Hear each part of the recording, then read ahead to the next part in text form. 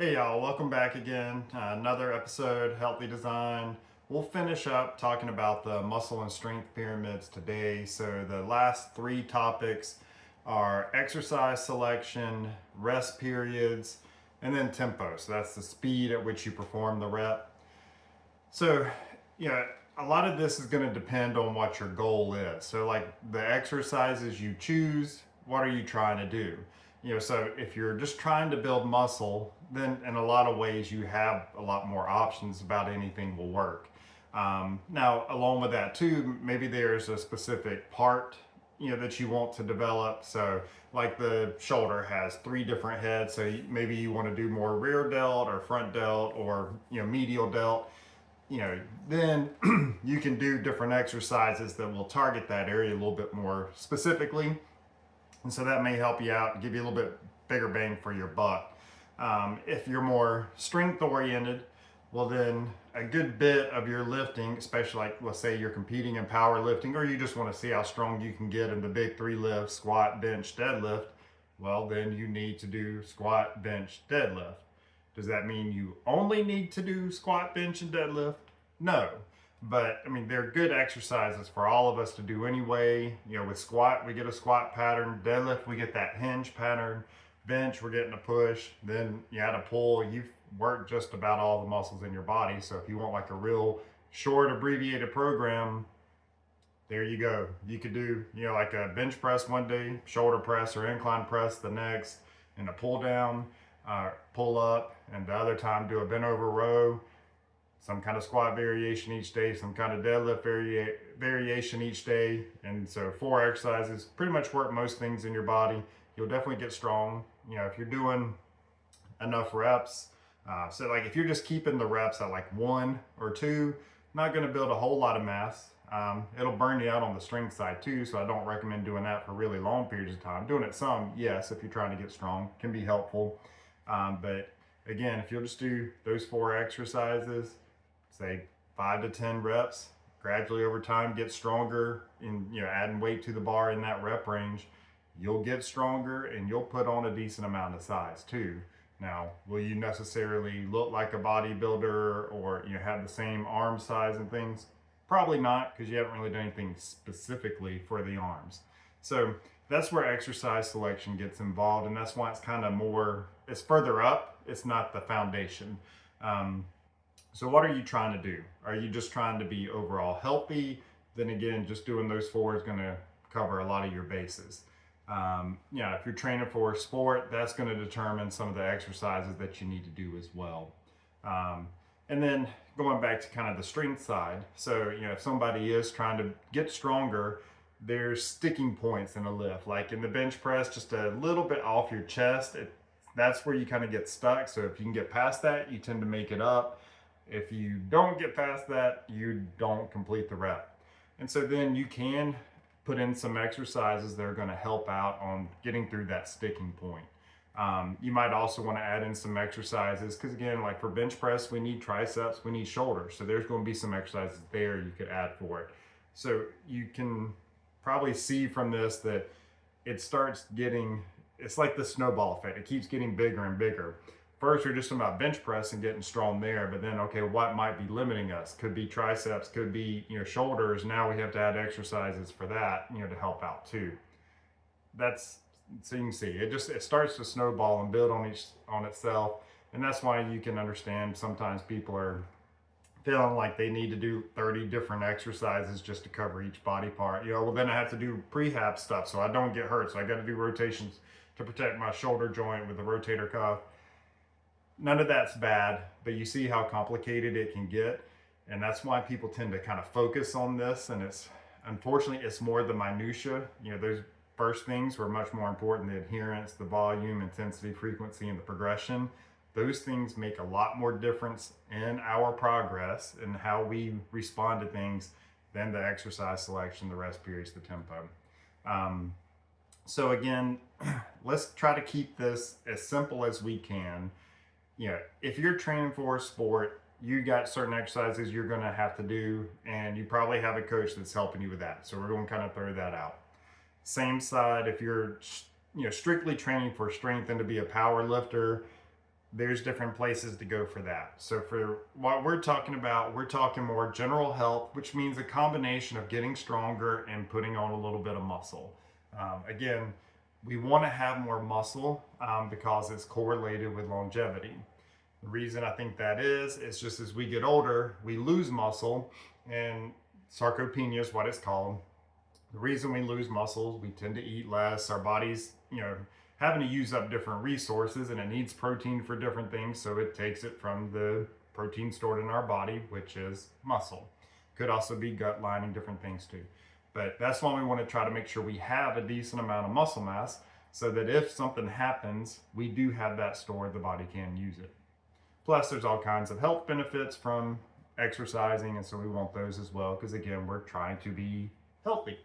So let's keep it simple. Pick just a couple exercises. Like I said before, I think last time, I do like kind of focusing on the 4 kind of primary patterns: a push, pull, hinge, and squat. So we just talked about doing 4 different exercises over 2 days. That would be the most basic program. If you're just starting to work out, just doing 1 set of those, 3-4 times a week, even twice a week would be enough to help you to start to get stronger and build some muscle. So again, if you're starting out and you haven't lifted before, I probably wouldn't go down in that 5 rep range.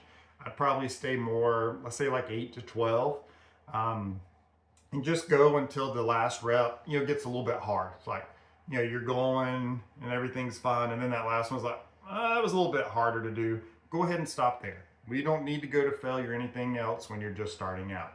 And again, if you haven't been working out, just doing 1 set for a while is going to be enough to stimulate strength, stimulate muscle growth.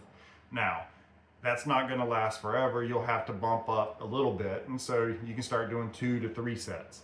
So I do think, like, kind of our career as we're doing this, when we start out, we only need low volume. Gradually, that volume is going to increase.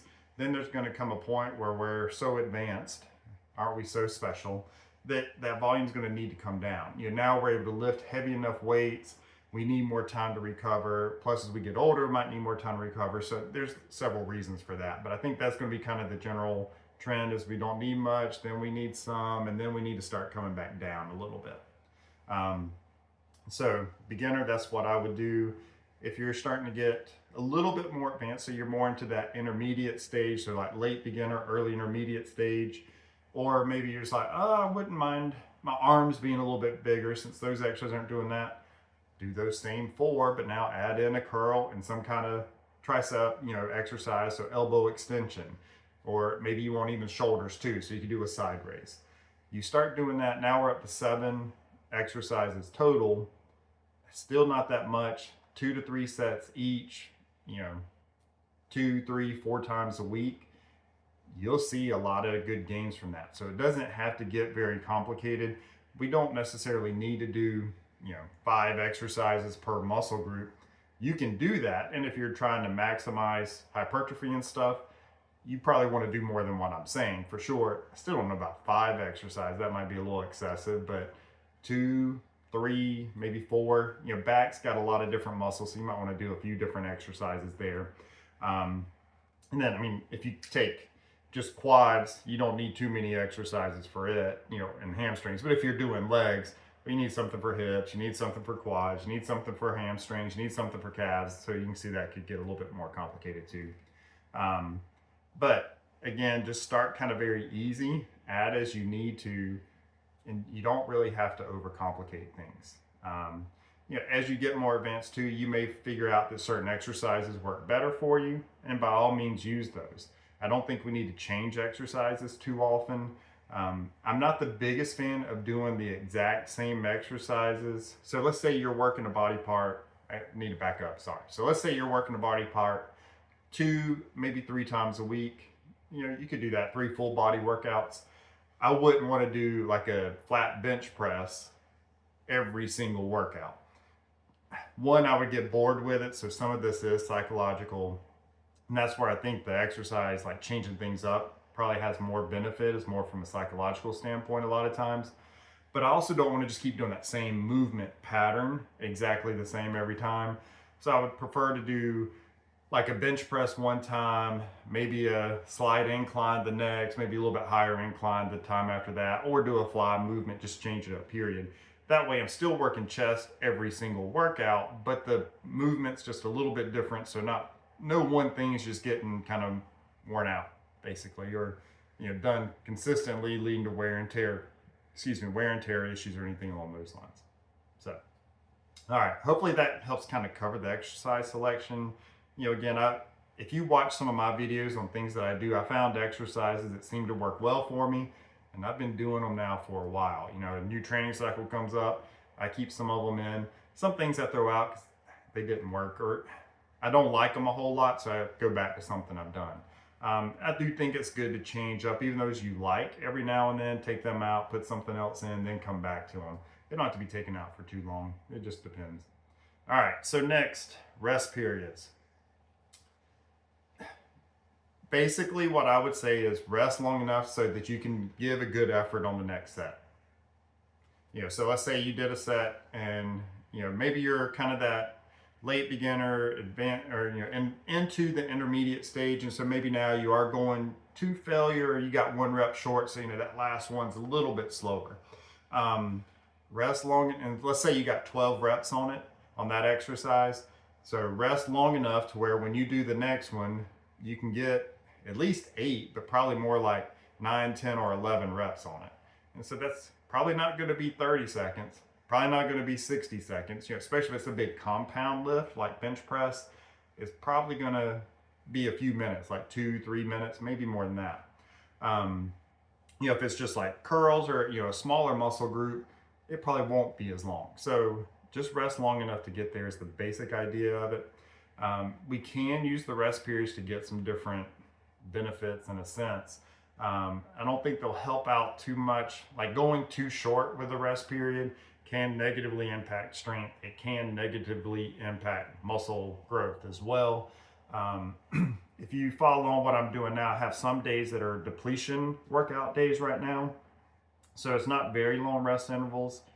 I'm probably somewhere between 45 seconds to a minute most of the time. Maybe I get up to a minute and a half. But those workouts are designed to try to kind of deplete glycogen and use a little bit more of that metabolic machinery and get that out. And that's to help out with this fat loss phase that I'm going through. Is that something that everybody needs to do? Absolutely not. When my other workouts where it is more for strength and hypertrophy, I'm resting at least a couple minutes in between. I don't time them, so I don't know exactly how long I'm doing. I wait till I know I can get real close. So like yesterday, I did a incline pullover. First set, I can't remember now. I think I got 11 reps. And so I rested long enough to where I felt somewhat recovered and could give good effort on the next one.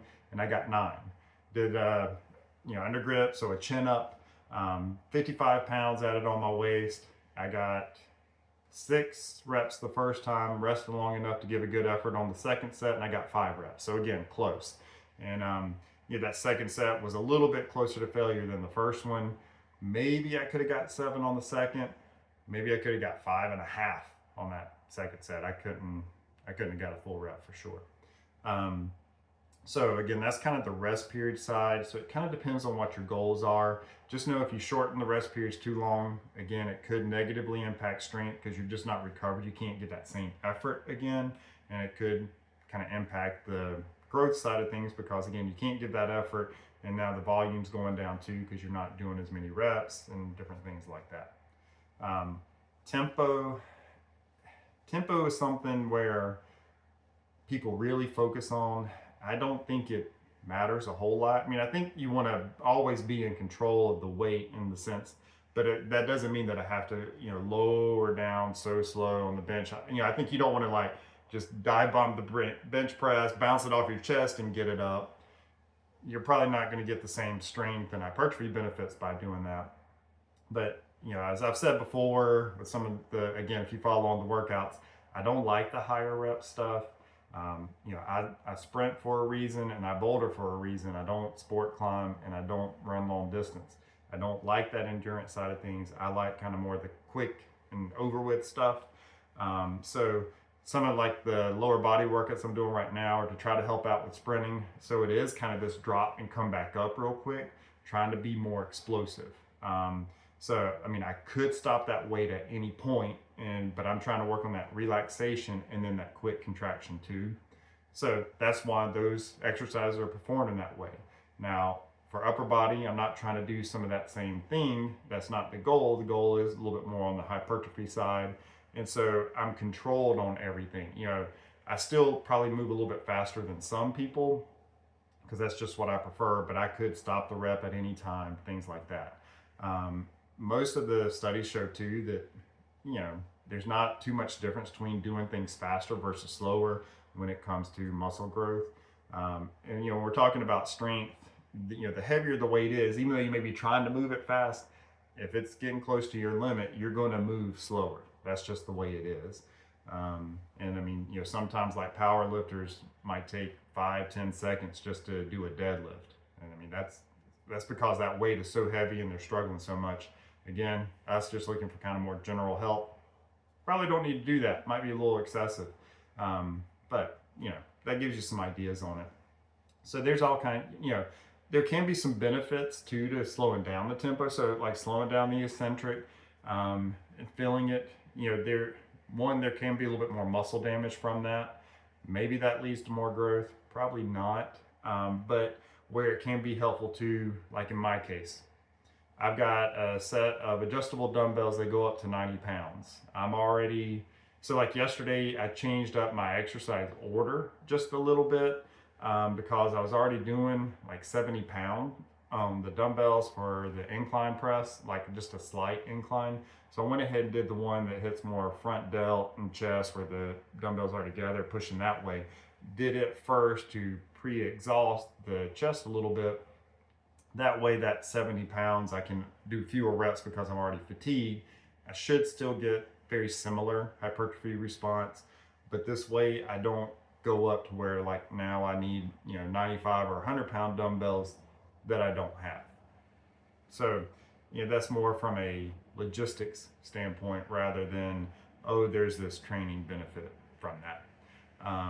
But if you can get the same benefit, the same results from a lighter weight, that might be better to do. That way you've got more room to progress rather than just heaving things up and just to have that heavier weight. So again, I don't like kind of just heaving when there's not control. I want there to be some control there. That way that your muscles truly are doing everything. It's not just momentum, etc. Again, when we're talking about health, wellness, things like that. Sometimes for sports, you want some of that momentum. You might even want to actually do like a bench press throw. I remember the old video with Adam Archuleta. He was a safety, I think, for the Redskins. I'm not sure. Rams. I'm not sure. But it's him with Jay Schroeder and some of the training they did. And I mean, it was amazing what he was able to do and how explosive he was. You can find some video clips of some of the different sprinters too. And so, I mean, even though they're kind of small and tiny, that explosiveness comes out. There's some decent weights on there and they're moving fast. So again, it just kind of depends on what your goal is, what you're trying to do. Again, general health, wellness. Let's pick a few exercises, make sure we work, the entire body, whether we work everything directly or kind of this combination of directly and indirectly is fine. Depends on your time, because again, we got to go back to that adherence part with the volume. Start with the least amount you need. Again, if you have never worked out, one set, you'll be surprised how much benefit you get from that. And then just increase to 2. And then when that kind of stalls, maybe go up to 3. And then, what you could even do to kind of increase the volume is add another day. So you just start with 2 days a week. And then, you've gone up to 2 sets each day. And you're like, well, I want to do more. Add a 3rd day in where you just do 1 or 2 sets. And you can kind of keep progressing that way. Now, if you really get into this, once you get in more of that late beginner, intermediate stage, you're probably going to want to work out a little bit more than like 2 or 3 times a week if your schedule allows. And so then it might be like 4 or 5 times a week. Then we probably want to start kind of splitting things up a little bit more, maybe like an upper lower split. So you could do upper body one day, lower body the next, day off, upper body, lower body, 2 days off, repeat each week. Or you could do upper lower, day off, upper lower, upper, day off, and then, lower, upper. So you can kind of keep cycling through if you want to. There's all kinds of ways you can do it, all kinds of splits that can work. That's where you just have to experiment and see what works best for you. I hope this was helpful.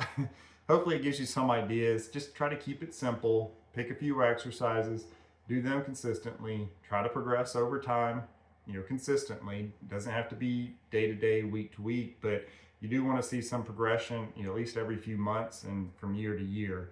That will make a huge difference, greatly, improve health markers. And I mean, plus we just want to have some of this strength so that we can do things and be independent as long as we possibly can. Again, some of the muscle mass side of things helps out with our health later on. We got that stored protein in our body. That way, if our body needs it, it's got a place to get it if for some reason we can't eat at that point. I've seen that personally when I had COVID a few years ago. Couldn't eat. That seemed to be the way it mostly affected me. I couldn't eat anything. And I mean, I lost like 20, 25 pounds and, it was massive, but most of that was just muscle. Couldn't eat anything, so I couldn't get the protein in. Body had to get it from somewhere, so it took it from my muscle. My wife could see the difference, like chest and things like that. But everything came back, so that's the good news. So again, hope this was helpful. Let me know if you guys have specific questions or any kind of help with designing a program. I love this kind of stuff. Started exercise when I was in 7th grade, mostly to get better for basketball. Over the years, used it for basketball, used to try to get better at sprinting, used it to get better with climbing. So I know a little bit at least. Hopefully I can help. Hope you guys take care. I'll talk to you next time. Bye.